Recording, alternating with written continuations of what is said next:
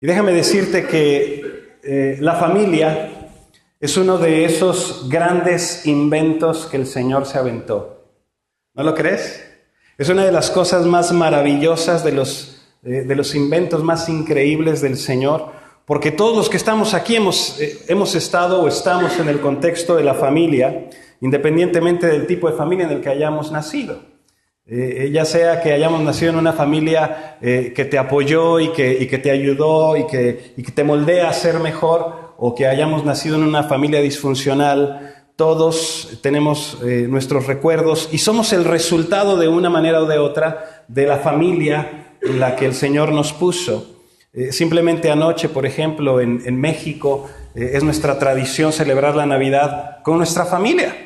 Entonces invitamos a los familiares y viene el tío lejano y viene el hermano que no hemos visto en N cantidad de años o semanas o tiempo, etcétera, y los primos y los hermanos y los sobrinos y se hace una cena padrísima y un tiempo de convivencia entre familia maravilloso y compartimos todo tipo de historias y tenemos estos recuerdos bonitos de cuando íbamos creciendo, risas, añoranza. Recordamos a aquellos que no están con nosotros ya, que a lo mejor están con el Señor, y una serie de cosas que nos ayudan a deleitarnos no nada más en esto, sino también en los nuevos miembros de la familia. Porque cada año, en algunas familias, no cada año, pero generalmente se incluyen nuevos miembros a la familia, con los hijos, con los nietos, etcétera. Pero ya sea que estás en una reunión familiar agradable o ya sea que de repente llega el pariente incómodo que nada más se aparece a las reuniones o no, cuando todos están juntos, todos se disfrutan y todos se aman y se vuelve a repetir año con año o cada vez que se pueda, ¿verdad? Porque eso es parte de vivir en familia. Cada familia tiene sus reglas no escritas, pueden ser o no diferentes a las reglas de otras familias. Por ejemplo, en la casa de mi suegro, era de cajón todos los martes comer todos juntos. Entonces los martes no importaba si llovía o no llovía, si había problemas o no había problemas o cómo estaba la economía. Cada martes a la hora de la comida nos reuníamos todos a comer en casa de mis suegros, ¿no? Y era algo muy bonito y luego los domingos nos volvíamos a reunir. Y de pronto veías que algunos llegaban y salían disparados después de la comida porque tenían trabajo y todo, otros a lo mejor se quedaban un poco más de tiempo, pero era algo impresionante, porque era el estar juntos en familia, el compartir, el pasar un tiempo agradable. En mi familia era importante también que todos estuviéramos juntos, pero en mi familia era un poquito diferente, no importaban las reglas. Las reglas no se aplicaban a mi papá. O sea, si había escuela o no había escuela, si había exámenes o no había exámenes, no importaba. A él se le metía la idea de nos vamos a Loreto y trepaba a todos los hijos y a la esposa y al perro y a todos y vámonos y nos íbamos a Loreto. Y ahí estábamos 3, 4, 5 días o a Los Cabos o a donde fuera, ¿verdad? Y era parte de cómo era nuestra familia.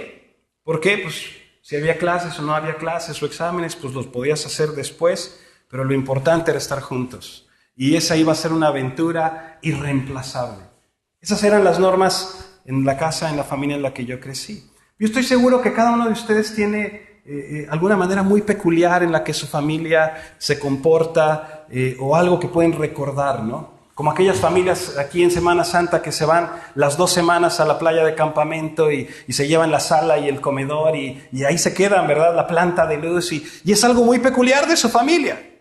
Y lo disfrutan y es algo precioso porque cada familia es distinta. Y de la misma manera, la Biblia nos dice que tú y yo hemos sido adoptados en la familia de Dios. De hecho, lo que celebramos hoy, el nacimiento de Jesús, es nada más el comienzo, si quieres verlo de esa manera, de ese proceso de adopción, en el que Dios se hace hombre para reconciliarnos consigo mismo por medio de la cruz, por medio de su resurrección, y cuando lo reconocemos, cuando venimos en arrepentimiento a Él, cuando venimos y creemos en Él, somos adoptados en su familia y somos hechos hijos de Dios. Por eso es que en la iglesia nos decimos, hola hermano, ¿cómo estás? Hola hermana, porque somos hermanos, somos parte de la familia de Dios. ¿Ok? ¿Qué quiere decir? Que tenemos un Padre celestial. y somos parte de su familia.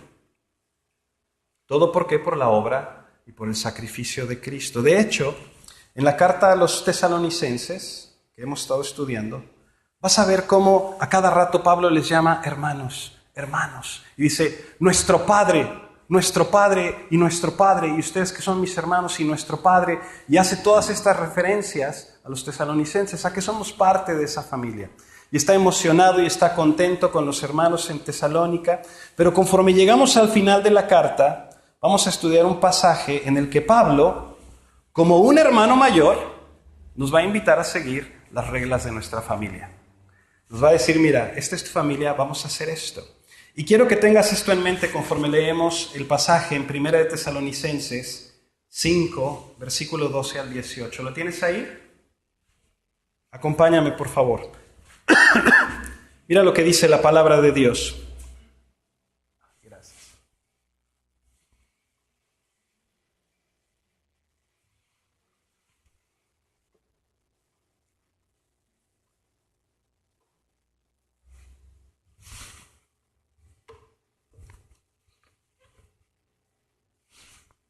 Okay.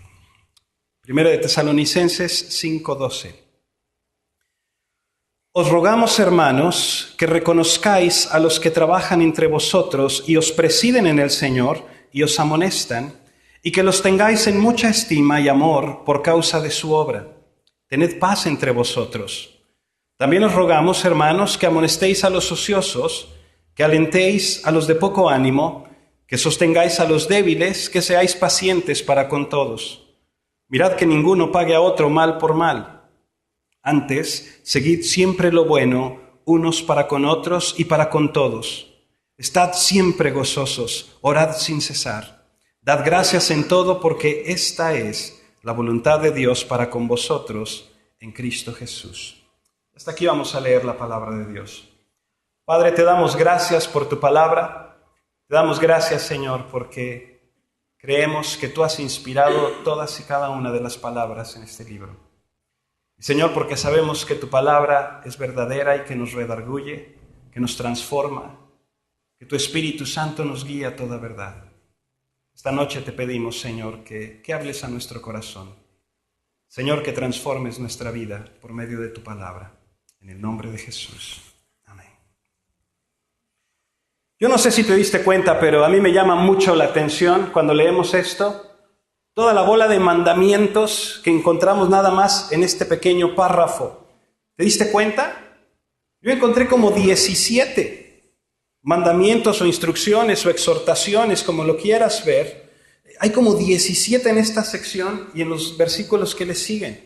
Míralos de nuevo. Dice, que reconozcas a los que te presiden en el Señor, que los tengas en mucha estima y amor, que tengamos paz entre nosotros, que amonestemos a los ociosos, que alentemos a los de poco ánimo, que sostengas a los débiles, que seas paciente, y sigue, que mires, que sigas, que estés, que ores, que des. Y sigues leyendo y dice estas cosas, y más adelante te dice, no apagues el espíritu, que no menosprecies, que examines, que retengas, que te abstengas. ¡Wow! Pablo, déjame tomar aire. Bienvenido a la familia. Y antes de que pienses que son un montón de reglas, déjame te ayudo un poquito a ver cómo en realidad todo esto son más que reglas. Cómo en realidad esto que vemos aquí en la palabra de Dios es el resultado natural del amor en la vida de un creyente. Son las características que marcan o las características que definen a los hijos de Dios y que nos ayudan a crecer y que nos ayudan a madurar en el entorno de la mejor familia, la familia de Dios. Ve por ejemplo los versículos 12 y 13. Vamos a leerlos de nuevo. Dice, os rogamos, hermanos, que reconozcáis a los que trabajan entre vosotros y os presiden en el Señor y os amonestan, y que los tengáis en mucha estima y amor por causa de su obra, tened paz entre vosotros. Y está hablando de los pastores, está hablando de los líderes de la iglesia. Así como Cristo es la cabeza de la iglesia y el Padre es el Padre de todos nosotros y nosotros somos hermanos en Cristo, Dios ha establecido pastores, ancianos, obispos para que sean los líderes terrenales de la iglesia.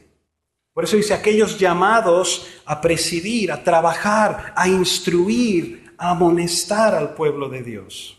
Entonces, de la misma manera que en nuestra familia tenemos un Padre terrenal, tenemos también un Padre celestial. Así Cristo es la cabeza de la iglesia y los pastores son quienes presiden, quienes instruyen, quienes amonestan. Y si eres padre de familia, ¿a poco no es un trabajo bastante pesado? Es difícil ser papá, es difícil ser mamá, ¿no es cierto? No es un trabajo fácil. Por eso la palabra nos dice que los tengamos en mucha estima y que los tengamos en amor. Pero también nos dice que reconozcamos la labor de nuestros pastores. ¿Y sabes algo? Mucha gente, o más bien poca gente, se detiene realmente a pensar lo que en realidad hace un pastor. Hay personas que piensan que los pastores nada más vienen el domingo a la iglesia en la mañana, hablan durante media hora, durante 40 minutos, oran por unos cuantos, y luego se van y se clavan los diezmos y se dan la gran vida. Mucha gente piensa eso realmente, pero hay tanto que no sabemos acerca de la vida de los pastores. Mira, cuando éramos chiquillos, mi papá tenía los noticieros de televisión en Coahuila. Y aparte de los noticieros de televisión, tenía 15 programas en 15 estaciones de radio, tenía los noticieros en las estaciones de radio y había fundado un periódico en Coahuila que sigue hasta nuestros días, que se llama el periódico Vanguardia. Era un periodista muy reconocido en el lugar, hizo investigaciones muy especiales a fines de los 70s.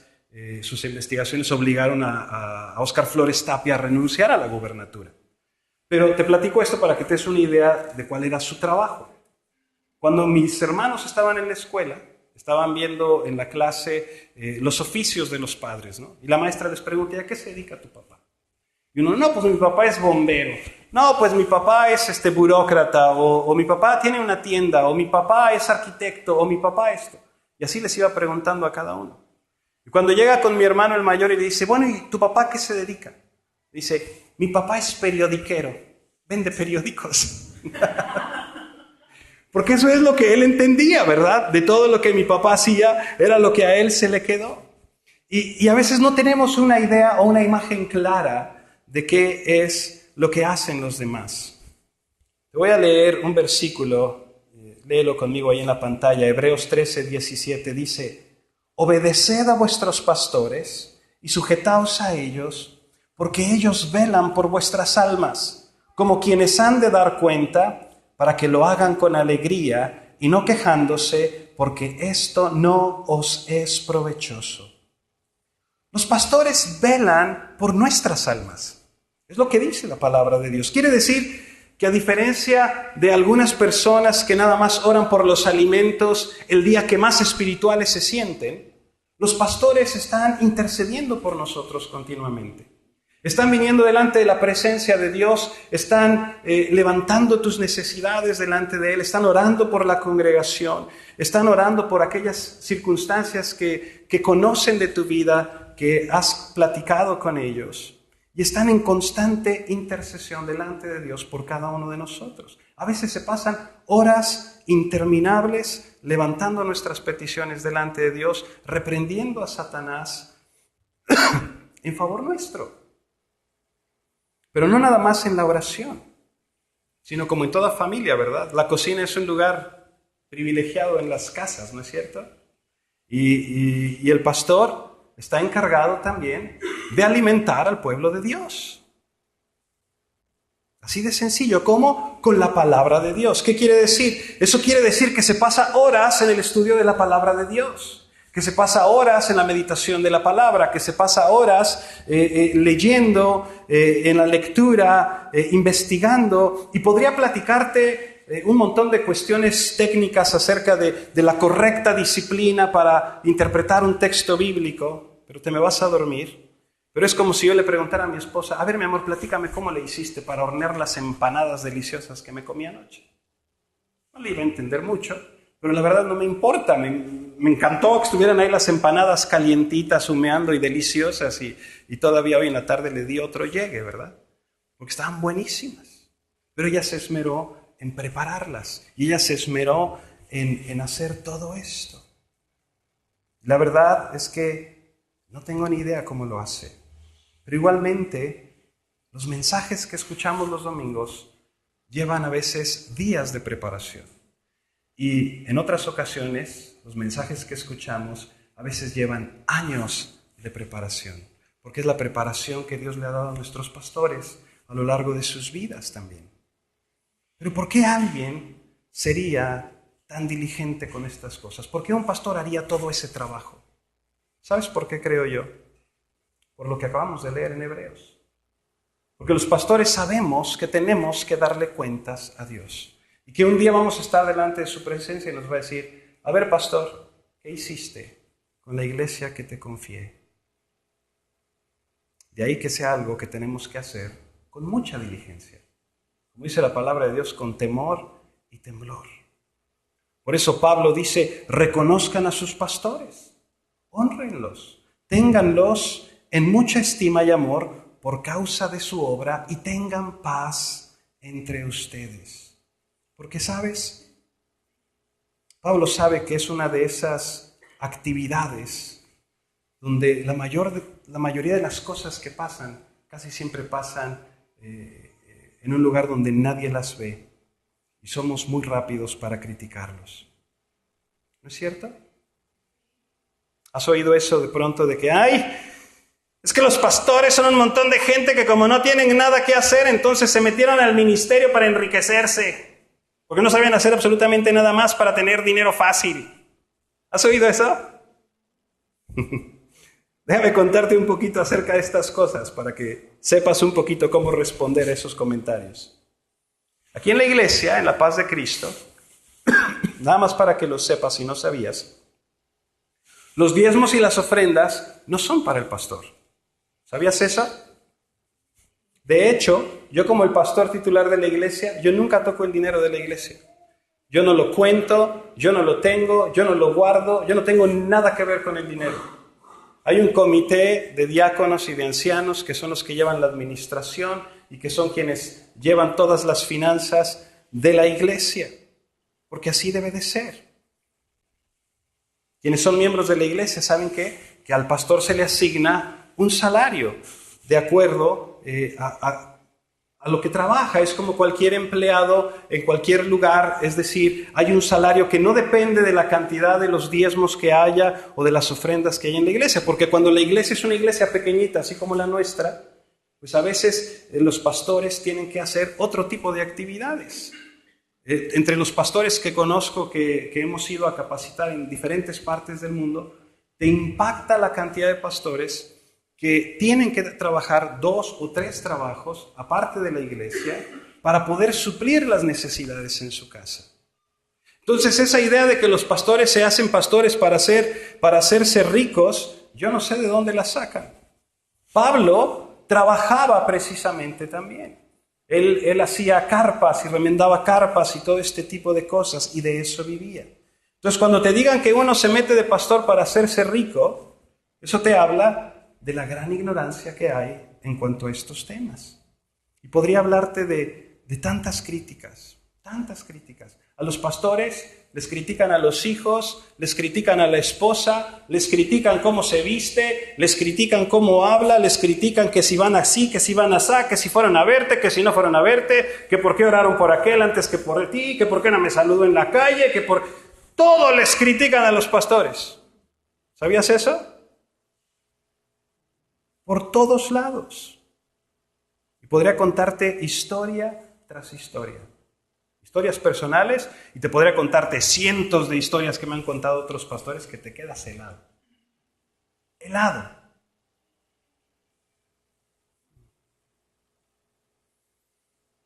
Y lo que la palabra de Dios nos dice es: tengan paz entre vosotros. ¿A poco tú ibas a la escuela y le decías a tus compañeros todo lo que te caía gordo de tu papá y de tu mamá? ¿Verdad que no? Al contrario, podían hablar de quien fuera, podrían decir lo que fuera, pero a mi papi y a mi mami no me los toques, porque entonces sí vas a ver, ¿no? Los guardábamos, los protegíamos, los cuidábamos y estábamos ahí. Y es lo que Pablo nos está diciendo. Dice, honremos a nuestros pastores, amémoslos, tengámoslos en mucha estima, dice, y estemos en paz entre nosotros. Porque cuando hacemos las cosas de acuerdo al plan de Dios, bajo el orden de Dios, todo funciona de acuerdo a la voluntad de Dios. ¿Estás ahí? Pero en una familia hay más que papá y mamá. En una familia también hay hermanos y hermanas. Y por eso es que leemos estos versículos. Mire el versículo 14. Dice, también os rogamos, hermanos, que amonestéis a los ociosos, que alentéis a los de poco ánimo, que sostengáis a los débiles, que seáis pacientes para con todos. ¿Viste eso otra vez? Que amonestéis, que alentéis, sostengáis, seáis pacientes. ¿De qué está hablando? De acciones intencionales. Que tenemos que ser intencionales, que tenemos que tomar esas acciones para con nuestros hermanos. Algunas se nos dan más fáciles que otras, ¿verdad? No, para amonestar somos re buenos, ¿verdad? Ahora, no estés de ocioso, ¿no ves lo que dice la palabra de Dios? Pero amonestar no quiere decir regañar. Déjame te aclaro esto. Amonestar no es regañar, quiere decir presentar algo para que se considere. Quiere decir algo para que se procure o algo para que se evite. O sea, las acciones que Pablo nos está diciendo no son acciones en tono de mandato, sino que hay un sentido de exhortación, un sentido de aliento, de ayuda. Mira, si te fijas el tono que usa Pablo en esta carta, es un tono bien impresionante. Mira el versículo 12, os rogamos, hermanos. Dice, les mando que hagan esto, ¿verdad? Dice, os rogamos, hermanos. Y aquí en el versículo, también os rogamos. Qué diferente, ¿verdad? Tienes que hacer así. Así se hacen las cosas. ¿Qué no ves que esto es lo que dice la Biblia? Hay de veras que hay maderas que no agarran el barniz. ¿Verdad que no? No, nos está hablando de un trato considerado. Nos está hablando de hacer ver a los ociosos el peligro del camino que están tomando, las bendiciones, las ventajas que hay en una vida diligente, de ir con aquellos que traen el ánimo por los suelos y alentarlos, de reconocer sus dones, de reconocer sus habilidades, de decirle, oye, qué bárbaro, mira lo que Dios ha hecho en tu vida, mira cómo has crecido desde que te conozco, mira cómo tu vida ha pasado por todas estas etapas y puedo ver en ti lo que Cristo está haciendo. Te alienta y te fortalece y te dan ánimos para seguir adelante. ¿Te acuerdas cómo eras hace 3 años? ¿Te acuerdas cómo eras hace 2? ¿Cómo eras hace 1? ¿Te acuerdas que antes te la pasabas enajenado en la televisión todo el día, vegetando ahí, y ahora ya no te sientes a gusto? ¿Me explico? O sea, mira todo lo que has avanzado.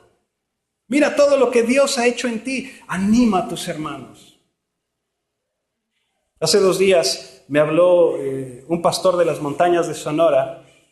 Lo conocí hace 2 años, que fui a darles una capacitación, y hace un par de semanas volví a ir. Y hace 2 días andaba yo bien apachurrado de mi corazón. Estaba bien triste, había tenido un problemito, un malentendido y me sentía bien apachurrado. Y me habla este hombre, él es un pastor de los yaquis. Está en las montañas entre los yaquis compartiendo con ellos el evangelio. Y me habla mi celular. Me dice, Pastor Jorge, habla el pastor José de acá de Potam. Yo, hermano, ¿cómo estás? Y me empieza a contar, me dice que nada más le he hablado para decirle cómo ha bendecido mi vida a través de la palabra. Y me empieza a platicar todas estas cosas y me empieza a motivar. Y ese día yo andaba por los suelos. Entonces termino y colgamos, oramos juntos y terminé muy motivado. Y voy y me siento a la computadora y recibo un correo de un matrimonio de Cuba que estuvo tomando el Instituto Bíblico durante 3 años. Que me dice, pastor, nada más le queríamos escribir para decirle cómo Dios ha bendecido nuestra vida, por medio de su vida. Y me empiezan a bendecir y me empiezan a contar cosas, ¿no? Y todo esto empiezan a compartir cómo Dios ha transformado sus vidas, etcétera, etcétera, y te motiva. ¿Por qué? Porque dices, wow, Dios está haciendo las cosas. Algo tan sencillo, algo tan diminuto puede significar tanto en la vida de una persona. En la vida de la persona que está sentada a tu lado. ¿Me explico?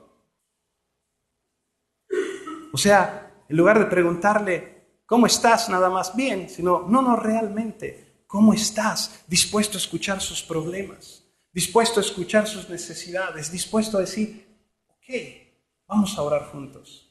No estás solo en esto, vamos hombro con hombro. Vamos a salir adelante. Hermanos, para eso fuimos llamados.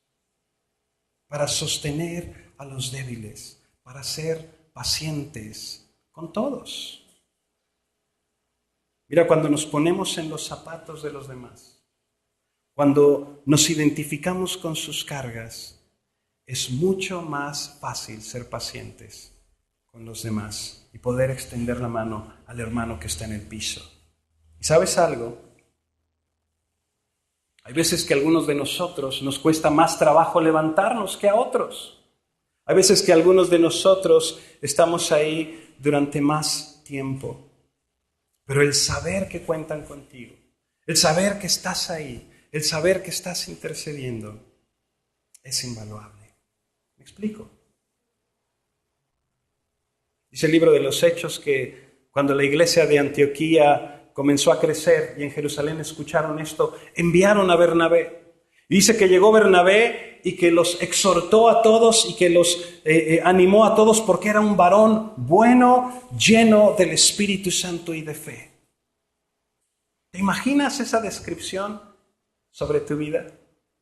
Aquí viene Vero, una mujer llena del Espíritu Santo y de fe. Wow. Por eso nos dice ahí que no paguemos mal por mal, sino que sigamos lo bueno para con todos. No, es que mi hermano me ensució la camisa y pues yo ahora le ensucio toda su ropa para que se le quite, ¿verdad? Así dicen los chicos. Y a veces nosotros estamos iguales, o peores. Pero qué diferencia que digas, mira, mi hermano me ensució la camisa, pues ahora la voy a lavar. Pero como ya la voy a lavar, oye hermano, ¿qué más ropa tienes tú que pueda lavar? Porque voy a aprovechar para lavar la camisa. ¿Me explico? La diferencia que hace el que tengamos los ojos puestos en el llamado de Dios. Porque somos la familia de Dios. Una familia como ninguna otra. Con sus cosillas por aquí, con sus cosillas por allá, pero llenos del Espíritu Santo y llenos de fe. Por eso nos dice que no paguemos mal por mal. Estamos celebrando la Navidad. Cuando Dios mismo, a quien hemos ofendido profundamente, en lugar de pagarnos conforme a nuestras obras, en lugar de darnos nuestro merecido,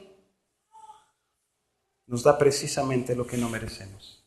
Nos da su perdón, nos da su gracia, se rebaja a vivir como mortal, como criatura, a pagar los platos rotos que nosotros rompimos.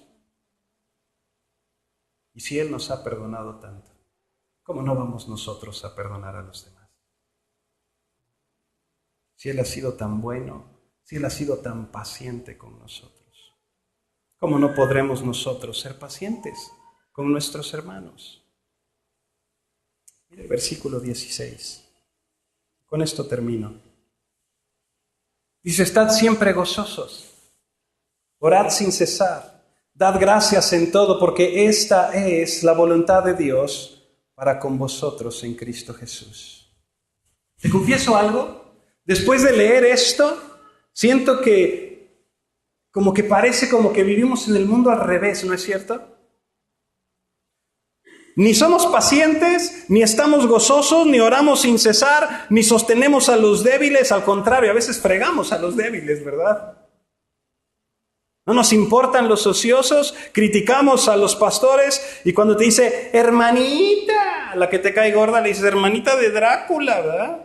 Ya. Y hacemos todo al revés. pero es lógico. ¿Sabes por qué? Porque estábamos huérfanos en un mundo en tinieblas.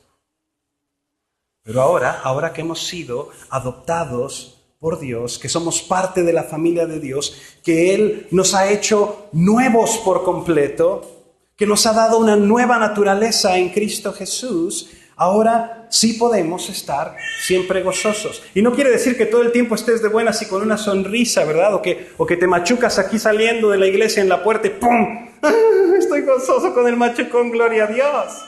No está hablando de eso, ¿verdad? Está hablando del estado de tu vida, la condición de tu vida, estar gozoso. Una vida gozosa es una vida que está complacida con lo que Dios ha hecho. Una vida que tiene contentamiento, una vida que encuentra su paz y que encuentra su alegría en aquel que lo sustenta todo, no en las circunstancias de la vida pasajera. No nada más saber quién eres en Cristo, sino saber en quién has creído y saberte en sus manos. Qué diferente, ¿verdad? Por eso podemos estar siempre gozosos. Por eso podemos estar de continuo en comunicación con Dios. Por eso podemos dar gracias a Dios por todo. Porque cuando entendemos el mundo al revés del que Dios nos ha sacado, y lo maravilloso del llamado de Dios a nuestras vidas, entonces podemos probar verdaderamente la voluntad de Dios, que es buena, agradable y perfecta. Lo que esta tarde hemos leído es que la voluntad de Dios es que vivas de esta manera en la familia en la que Dios te ha adoptado. Qué tremendo, ¿verdad? ¿Quieres hacer su voluntad? Entonces no eches de lado su palabra. Ponla por obra, porque ese Padre amoroso que nos ha llamado nos va a transformar por completo y estaremos con Él para siempre. ¿Lo crees? ¿Por qué no te pones de pie? Déjame orar contigo y vamos a darle gracias a Dios por su palabra y por quien Él es y por lo que Él ha hecho. ¿Ok? Cierra tus ojos un momento. Padre, esta noche te doy gracias, Señor. Y todos juntos te agradecemos lo que hemos escuchado en tu palabra, lo que tú has hecho por nosotros, Señor. Que nosotros siendo pecadores, Dios, y mereciendo tu ira sobre nosotros por causa de nuestro pecado, Padre, que tú nos has perdonado, que tú has pagado el precio de nuestro pecado, que tú viniste a morir en nuestro lugar. Te damos gracias por ello. Te damos gracias, Dios, porque hoy podemos recordar ese día en el cual tú fuiste encarnado, Señor, para cumplir tu promesa, para cumplir el pacto que tú hiciste, para reconciliarnos contigo. Señor, ayúdanos a ser ese reflejo de tu gloria. Ayúdanos a ser ese reflejo de Cristo en este lugar, en esta ciudad. Ayúdanos a soportar a los débiles. Ayúdanos a ser pacientes. Ayúdanos, Señor, a amar a los demás, a exhortarnos. Ayúdanos a vivir con una mente centrada en ti y con nuestros propósitos fijos en los tuyos. Padre, esta noche te damos gracias porque tú no has dejado de obrar en nuestras vidas. Porque, Señor, tú nos llevas poco a poco en este proceso. Porque sabemos, Dios, que tú terminarás la obra que comenzaste en cada uno de nosotros. Te damos gracias, Dios, por quien tú eres y porque has mostrado tu fidelidad a lo largo de los años y a lo largo de la vida de cada uno de nosotros. Bendice, Padre, a cada familia aquí representada. Ayúdanos a ser, Señor, la familia que tú quieres que seamos. En el nombre de Jesús.